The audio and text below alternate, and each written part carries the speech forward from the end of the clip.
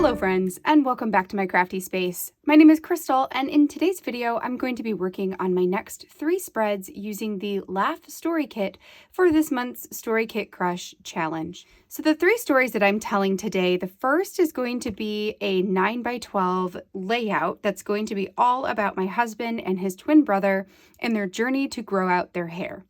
The second story is about my daughter and her cat and how she carries him around in the most ridiculous ways, but he doesn't mind it at all. And the third story is about my husband and his really boisterous laugh and how I really love his laugh. I'm titling this "You Have the Best Laugh," and I've got this really awesome photo of him from our wedding to pair it with. So really excited to see those come together. Both of these are going to be a 6x8, one for my daughter's album and one for our story album.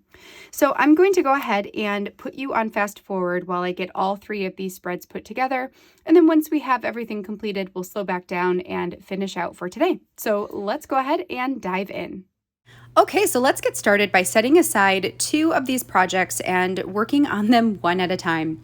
So the first one I'm going to work on today is the story of my husband and his twin brother's hair journey. So a little bit of background on this story. My husband and his brother have had short hair virtually their entire life. And then when their older sister got married in October of 2019, she had requested that they let their hair grow a little bit longer because they've got this luscious, curly fro type of hair, and it's fabulous. So she's like, I want your hair to be longer for my wedding. So the boys decided that, or they said, sure, of course, we won't cut our hair for your wedding, no big deal. And then after, they just kept letting it grow for a couple more months, figuring whatever, we'll get into the hairstylist when we get a chance. Well, then COVID hit, and we were all home for months and months and months without being able to cut our hair. And as their hair got longer and longer, they just kept deciding, why not? Let's just keep going and see how long our hair can get. The original goal was to be able to put it in a ponytail or a man bun, and now they both have hair that goes all the way down to their shoulders.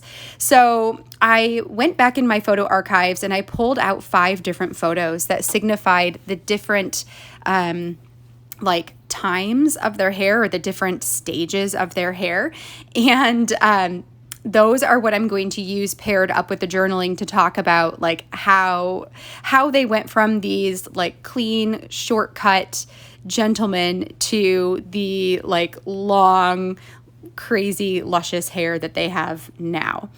And to do this, I am documenting it on a 9x12 canvas. So what I have here in front of me is my journaling printed on a 9x12 piece of textured white cardstock.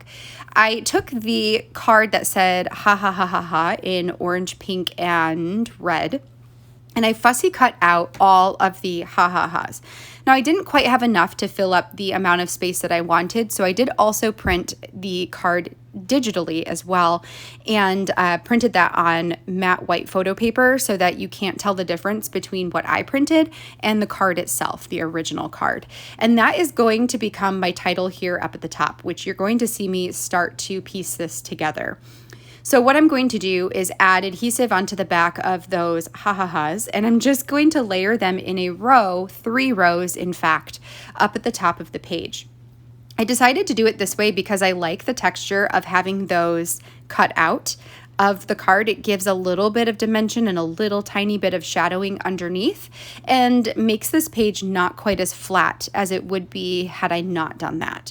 So I am just going in order. I'm going orange, red, pink, and then orange, red, pink, and orange, red, pink, but I am offsetting them so that the ha-ha-has are not in an exact column line.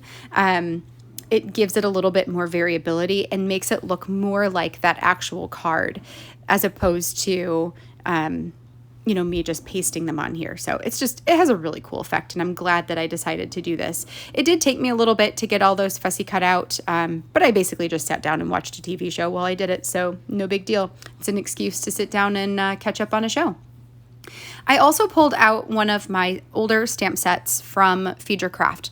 This one's called Monthly Matters, and it has all of the months on there, so January through December, and then I believe it goes from 2019 through 2022. So I'll be able to use this all of this year and then next year as well.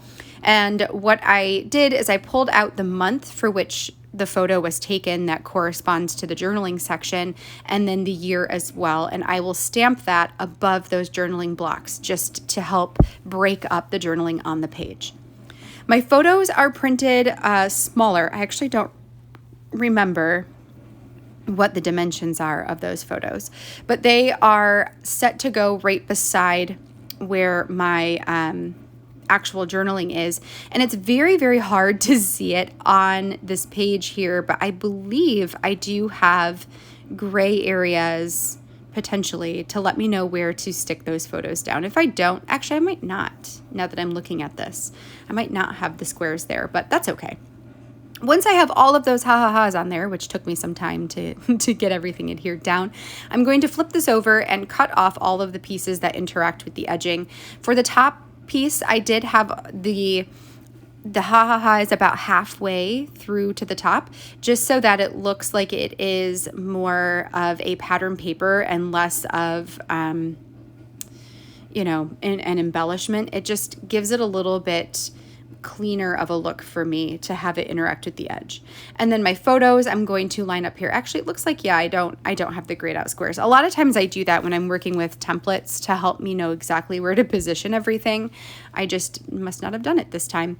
So because I don't have an exact marking for where to put these, what I'm going to do is add a tiny bit of adhesive to the middle of each of those photos and then stick it down onto my cardstock. And then this is going to help me see where everything is positioned so that I know that it is all in a straight line, that there's equal distance in between each of those photos. And once I'm happy with that, I'll pull them back up and then fully adhere them down. For a lot of the projects that you're seeing me work on this month, I did go ahead and create templates for Photoshop, and I share all of those templates over on my Patreon. So if you haven't checked out the Patreon member group yet, there is a link down in the description box that will take you over there. I pre-share all of my layouts. And I also pre-share my planning process and my very first process video for every StoryKitCrush over on Patreon. So all of my patrons have seen at least images of all of the spreads that I created with Laugh in last month's post. So if you are looking for some templates to help you use products in the same way that I am, but you don't necessarily want to make those templates yourself, you can head over to Patreon, and on that member site, I do offer all of my templates that I create throughout the month. So I don't know if I've ever mentioned that before. So just in case I haven't, there it is.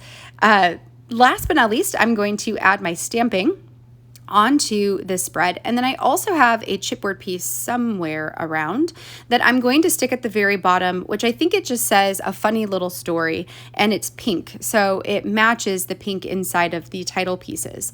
I'm going to stick that at the very bottom middle, and then that is essentially going to complete my spread. For my stamping here, I am using my Scrapbook.com premium black dye ink. This is one of my absolute favorite inks to use, and partially for me, it's because it stamps so bold and clean and crisp that I just really, really love that one, and I always come back to it. I did go ahead and stamp all of the months first, and then I went ahead and did the year because a bunch of them were from 2020, so that way I could just batch stamp all of those 2020s. And then that is going to finish it up for my stamping here. It was fun. That was actually the first time I've ever used the 2021 year from that stamp set. I love the font of that stamp set so much. I think it's a really great font. So now that I'm happy with the placement of everything, I did permanently adhere down around the whole perimeter of those photos. And then here's where I'm going to add that chipboard piece at the very bottom. I just use my cutting mat there to help me line up the page and determine where the exact middle is. And then I'm going to finish this off with a date stamp for the day that I actually created this layout. So I like to do that just as a reference for myself on when that journaling was created. And then we're going to move on to the next one. So this layout here is going to be a 6x8 layout. And I could have done this as two 3x8 sections and put it into a 3x8 divided page protector. I am instead just going to adhere everything down onto a piece of plain white cardstock that's cut down to 6x8 to make things a little bit easier. A lot of times when I am doing this, so when there's going to be a plain white cardstock next to my photo, I like to mat the side of my photo just to add a degree of separation between my photo and the white of that cardstock. So for this one, I pulled out one of my older, I believe it's a Maggie Holmes paper it's got like a sweet forest scene on one side, and then the other side is a wood grain pattern, and I love that wood grain pattern. I would buy this paper again just to have that wood grain pattern. So I trimmed off a very small section of it. I added that to the edge of my photo, and then I'm going to stick down in the same manner as I did in the last one, all of these speech bubbles. So I'm just putting a little bit of adhesive into the middle and then sticking that down onto the canvas to make sure that I'm happy with the placement before I permanently and fully adhere down all of those pieces again. For this one, I pulled out a bunch of those speech bubbles that had a similar color scheme to them. In fact, I actually pulled out all of the brighter colored speech bubbles to use in a completely different project, and I was left with all of these. So this idea for this spread actually came from the fact that I had a bunch of speech bubbles that had a very similar tone and color to them, which worked out very nicely. For this one, I'm telling the story about my daughter and her cat Pumpkin. So Pumpkin came to us last August, and so that means he's been with us for almost a year. And we brought him home so that he could be Isabella's cat. She loves cats. And the funny thing about Pumpkin is that he is very docile when it comes to her. He lets her just carry him around everywhere around our house. She slings him over her shoulder almost like a purse, or sometimes she'll cradle him like a baby, and he just lets her do it. He doesn't really let many other people do that. He kind of runs away or hides, or he's not a very cuddly cat. But when it comes to Isabella, he will cuddle her and sit with her and just let her do whatever she wants. So I have this picture of Pumpkin just slung over her shoulder that I had taken, and I wanted to tell the story about how I find it funny that he just will let her carry him around however she feels like. So that is that story. I did go ahead and add my date stamp to that one as well. I stuck it inside of the last speech bubble there, which was just a pattern, and then that layout's done. So that one was really super quick and simple. For this last one, I pulled out this picture of my husband, which is one of my absolute favorite pictures of him. It was taken by our wedding photographer right before we had met up. So he was in a room with all the guys, and they were playing games and just having a fun time, and I was with the girls getting ready. So this was before we had actually gotten married. And so I printed that photo at 6x8. I want it to be a full page photo because I love it so much. And then I'm taking this pattern card here, trimming off about 1 inch of it, so it's roughly between 2.5 and 3 inches. And I'm going to add that to the top of my page of text.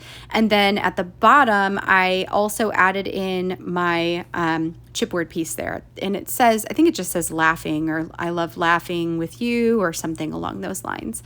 And then I've got another one of those really big wood veneer laugh pieces. It just is the word laugh. So what I'm going to do is mat the word laugh with the pattern journaling card, which is going to serve almost like a pattern paper. And then at the top of that, I'm going to use my alphabet stamps. This is from Allie Edwards. It was the one little word stamp set, but it was done in the 6x8 smaller, no, not 6x8, 4x6 smaller stamps. So I'm using this to spell out the words the best. So this is just going to say the best laugh. Then I'm going to bring over my stamping platform. This is just a foam mat that I purchased from Sizzix, but it doesn't exist with Sizzix anymore. I do think you can find it still in another shop somewhere, but there are lots of other brands that do something like this. So it's basically just a foam mat that allows me to get a clearer, crisper impression when I'm stamping. So I'm going to use that in addition to my Scrapbook.com premium black dye ink again, because like I said, this one is my favorite one. It's the one I reach for. And I'm going to use that to spell out my words the best. Now, one thing I will say is that I offset this a little bit too much to the right. So I was trying to get it directly in the middle. But once I finish stamping the entire word out, you'll see that it's a little bit more to the right than I would want it to be. So I will come up with a way here in a second once I get everything assembled to fix that, to make it feel a little bit more balanced. In the meantime, though, I'm just going to finish up my stamping here, and then we will get the laugh worded here down. Now, another thing I'm going to do to help give this page a little bit more finished of a look, I believe, we'll see if I actually do this, but I'm pretty sure I'm going to bring out my corner rounder punch and round out the bottom two corners. I have noticed that one of my favorite scrapbookers over on Instagram, Kim, who is Kim Documents Life, I believe is her handle. She does a lot of 12 by 12 layouts where she adds cards or photos on top of a large photo. So it's like a layered photo type of thing. And she always rounds the corners and it gives it such a nice polished look. So I wanted to emulate that. See, there we go. I did go ahead and do the corners there. And I rounded my corners so that it would have a look similar to hers. And I really like how it gives this page a little bit softer of a feel since the colors are so bright and there's a lot of black. So here's where you can see I'm going to add this at the top of my journaling, and you will also see that my words are a little bit more to the right than they should be. They're not directly in the middle. So what I'm going to do is pull over one of my asterisk chipboard sticker sets from the Storytelling Basics collection. I have a black one on there, so I'm just going to add that to the beginning of the best, and I feel like that cleans it up and makes it look much more even. So that is going to be it, just a date stamp for when I wrote my journaling, and of course I stamped it upside down, but whatever. C'est la vie. All right, friends, that completes my spreads for today. Love the way that all of these turned out and having all of these stories documented in my scrapbooks. I hope that you enjoyed seeing how these spreads came together. If you did, I would love a thumbs up on this video down below. And make sure you hit that subscribe button if you haven't already so you can catch all of my future crafty videos. I'm going to be back again next week with my last 3 spreads with the Laugh Story Kit. And then in September, we're going to be moving on to our next Story Kit theme. So we've got one more week left of Laugh stories to go. All right, friends, well, for those of you who want to stick around and listen to the journaling portion of these 3 layouts, then stay tuned. For those of you who are heading out now and don't really want to listen to the journaling, no hard feelings, and I will catch you guys in the next video. All right, so let's get to the journaling portion. So we're going to start with this one here because it's the shortest of them all. This was a story that I was telling about Isabella and her cat Pumpkin.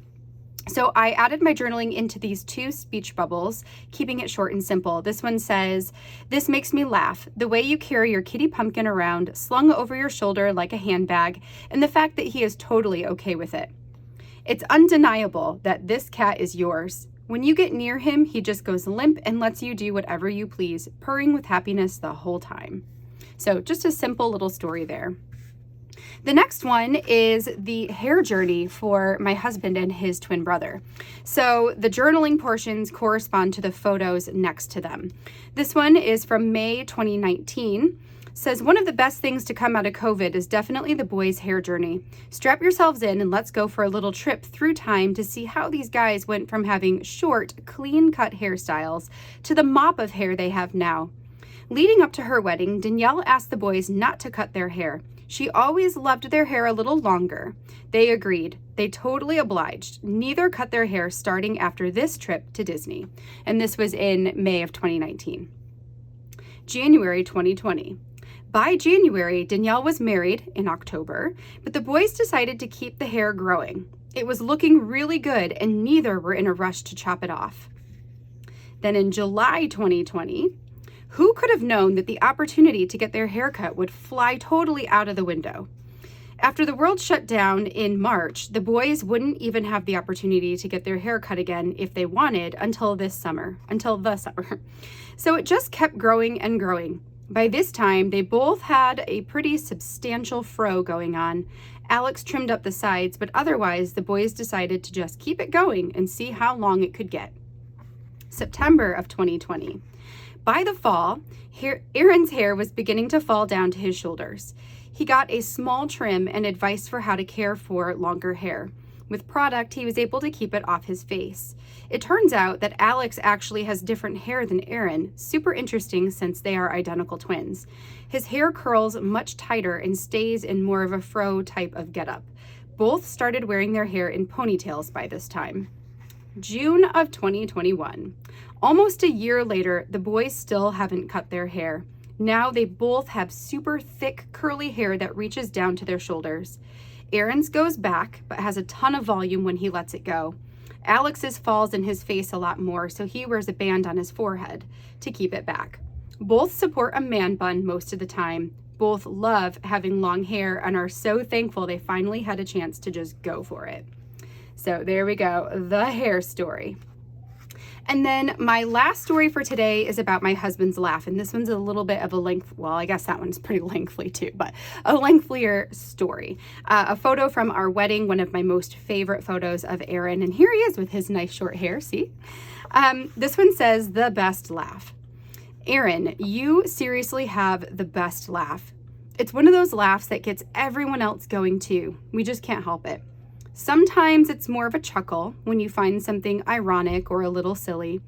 Other times it's a full-bodied, wide-mouthed laugh that catches you off guard in its sheer volume. It has a high-pitched tone to it and comes out like bubbles of giggles bursting their way to the surface. This laugh is my favorite. It's one that unabashedly shows your joy. One where your love and happiness can't be contained and where there's absolutely no room left for any feeling of self-consciousness. This photo does the best job of capturing you in one of these giggling fits. It shows the joy of your laughter reaching all the way up into your eyes. This was a photo taken just before we got married, just before we met at the altar to say our I do's. I remember the joy of the day well, but I'm so thankful to have it so plainly captured. I love that this image of you laughing is one I still get to see every day. I love that so many things in life make you feel this way. Jokes shared between the two of us, conversations with our kids, thrilling adventures with the family, game nights with your friends, silly comments made between you and your coworkers, memes you discover on the internet, and so much more. One of my favorite things right now is listening to you play games online with your friends at night. You typically wear your headphones while you play, which I think deafens the sound of your own voice. So you never really know how loud you are. It also means that I can't hear what's being said on the other side. What I can hear is the gigantic burst of laughter that escapes your mouth throughout the night. And while I'm standing at my craft table working on my latest layouts, I can't help but smile and quietly chuckle to myself. You are a person who wears your joy on your sleeve, and I'm so thankful for all the times that's rubbed off on me. Your laughter brings joy to all those around you. You seriously have the best laugh. So here we go. There's a story about my husband's laugh. So 3 awesome stories, 3 very, very different stories like these. There's a pretty wide variety, not only in the size, but also in the theme and the topic. So hopefully hearing those stories read may have sparked some ideas for you. And I really hope that in watching these process videos that you are also getting some ideas for ways to use the kit, but also for different stories that you can tell with these products. All right, friends, well, that's going to be it for today. I will be back again next week with a couple of videos, and my last StoryKitCrush for Laugh will be next Friday. So hopefully I'll see you back here then. Until then, have a wonderful rest of your day. Enjoy your weekend, and I'll catch you all in next week's videos. Bye, friends.